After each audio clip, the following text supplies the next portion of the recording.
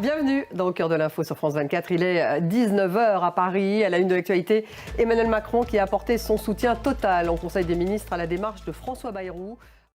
Et dans 10 minutes, le débat consacré à la visite des 3 leaders européens, Emmanuel Macron, le chancelier allemand Merz, mais aussi le chef du gouvernement polonais Donald Tusk en Moldavie. Quelle est la portée de ce soutien symbolique en pleine guerre en Ukraine? Pourquoi ce petit pays de l'ancienne Union soviétique est-il devant les projecteurs? Jusqu'où la Russie peut-elle aller dans sa tentative de déstabilisation? Ça sera dans 7-8 minutes, le débat.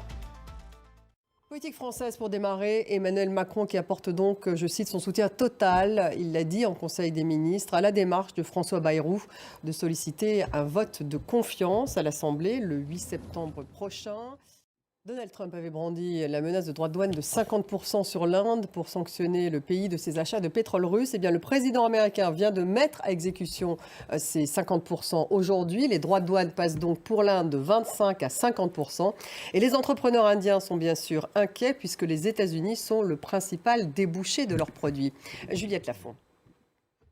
Côté diplomatique, le Danemark a convoqué le chargé d'affaires américain après un reportage qui révèle les tentatives d'ingérence américaine au Groenland.